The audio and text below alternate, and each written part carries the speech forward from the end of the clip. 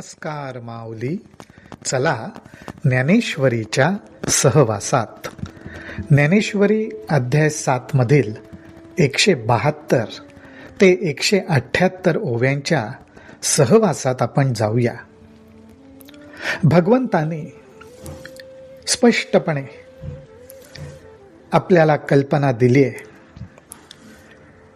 की विकल्पांमुळे जे आडमार्ग निर्माण होतात आणि त्यातून बुद्धिभ्रम झाला आणि आपण जर ह्या आडमार्गांवरनं चालायला लागलो तर पायाला काटे तर बोचतातच. आपण संसाररूपी घनदाट अरण्यातही सापडतो आणि त्याचबरोबर आपल्याला दुःखाच्या दंडुक्याचा मारही बसतो. असं एक प्रकारे रूपकात्मक वर्णन आपण पाहिलं. आता अर्थात आपल्या सर्वांची हीच इच्छा आहे की असा आडमार्ग लागू नये. या घनदाट अरण्यात पडून आपण जे वाटमारी करणारे आहेत त्यांच्या तावडीत सापडू नये आणि त्याचबरोबर अति दुःखाच्या दांडुक्याचा मार आपल्याला बसू नये. मग अशा वेळी काय करायचं? आता तेही मार्गदर्शन ज्ञानोबा राय आपल्याला करतात. ते म्हणतात, ऐसे विकल्पाचे वायाणे कांटे देखोनी सणाणे, जे मतिभ्रमाचे पासवणे घेती चीना.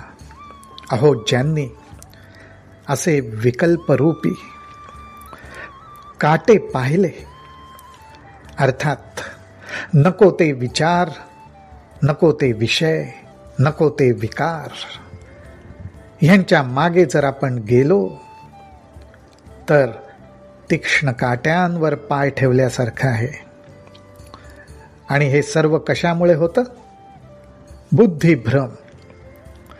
बुद्धीचं योग्य सहाय्य घेऊन विवेकाच्या साह्याने योग्य विचार जर केला नाही तर हे दुःख वाट्याला येतं. हे पाहून ज्यांनी बुद्धिभ्रमाचं सानिध्य सोडलं आणि एक वेगळाच मार्ग पत्करला, तो कुठला?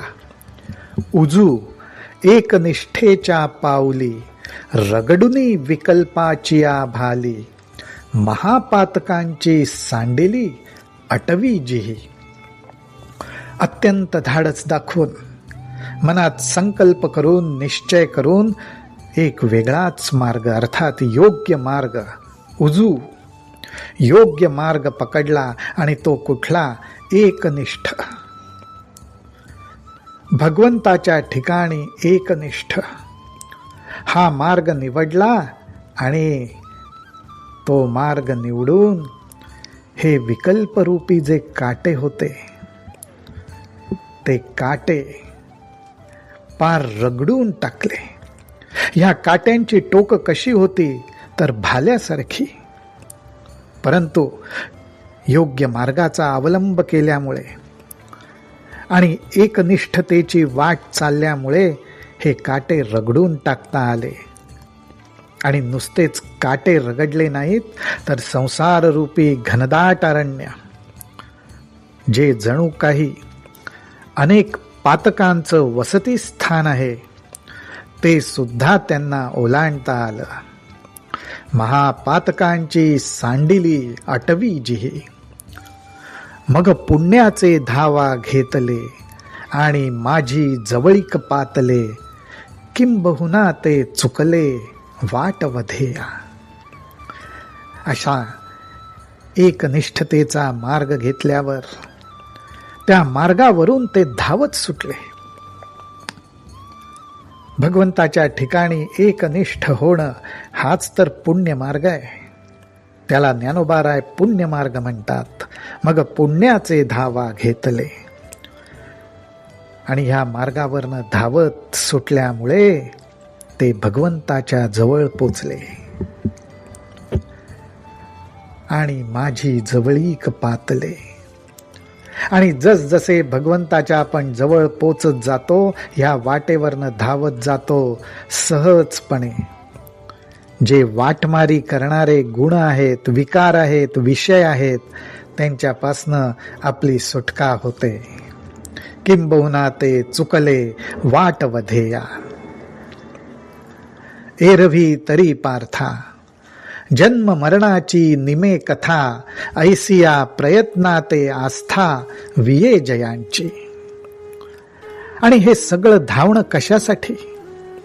तर भगवंत म्हणतात, अर्जुना, कारण त्यांना आता ही जन्म मरणाची कथा ऐकायची नाहीये. ही जन्मरूपी कथा ऐकण्याची त्यांची इच्छा संपुष्टात आली आहे. जन्म मरणाची निमे कथा. आणि त्यासाठीच ते प्रयत्न करतात. तो प्रयत्न कसा? तर आस्था, श्रद्धा, माझ्याविषयी प्रेम मनात धरून त्यांनी प्रयत्न सुरू केला आहे. ऐसिया प्रयत्नाते आस्था विये जयांची. त्यामुळे एकनिष्ठतेच्या मार्गावर चालणं म्हणजेच जन्म मरणाची कथा संपवून टाकणं. तया तो प्रयत्नुची एके वेळे, मग समग्रे परब्रह्मे फळे, जया पिकले या रसुगळे पूर्णतेचा.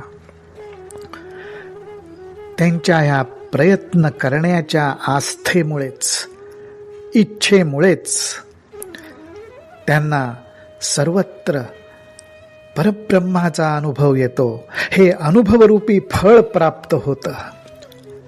हा अनुभव कसा? तर मग समग्रे म्हणजेच अर्थात जगामध्ये नाम, रूप, वस्तू, आकार, रंग, रस, ज्या काही रूपाने जे प्रगट झालेलं आहे, सर्व परब्रह्म आहे. परब्रह्माचा आधार आहे. हा परब्रह्माचा अनुभवच फलद्रूप होतो. आणि ते फळ कसं? जया पिकले या रसुगळे पूर्णतेचा. त्या फळामधनं, अर्थात ह्या अनुभवरूपी फळामधनं जो रस गळतो, तो रस आहे पूर्णतेचा. स्वतः सकट सगळं जग, सगळं विश्व हे परब्रह्मच आहे. परब्रह्माच्या आधारावर, स्वरूपावरच हा सगळा खेळ चालू आहे. हा पूर्णतेचा अनुभवही त्याला यायला लागतो. आणि या पूर्णतेचं रसपान करण्यात हा साधक रमून जातो. ते वेळी कृतकृत्यता जगभरे, तेथ अध्यात्माचे नवलपण पुरे, कर्माचे काम सरे विरमे मन. असा हा पूर्णतेचा रस जो साधक चाखायला लागला, त्याचं जग कृतकृत्यतेने भरून जातं. अत्यंत समाधानाची अवस्था प्राप्त होते.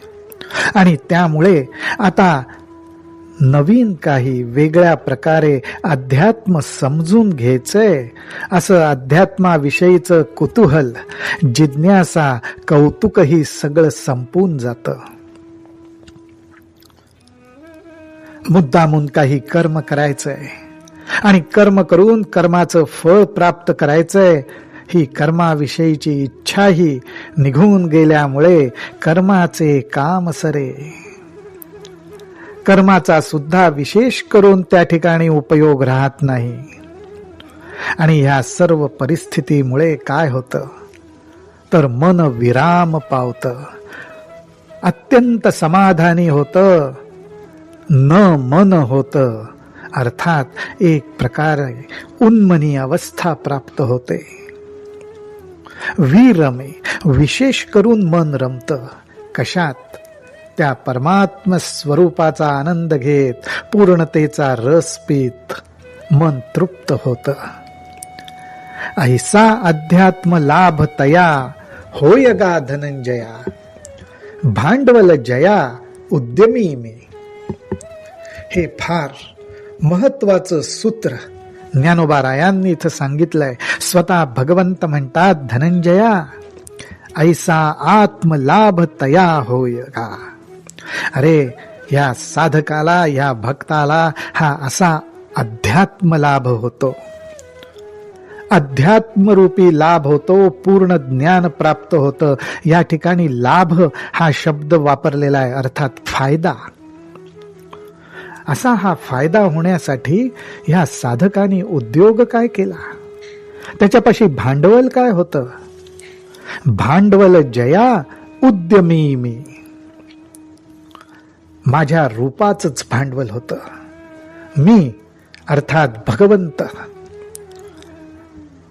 या भगवंताचं स्वरूप अर्थात सगुण रूप, त्या सगुण रूपाचा त्यांनी भांडवलासारखा उपयोग केला आणि माझ्या बरोबरच उद्योग केला.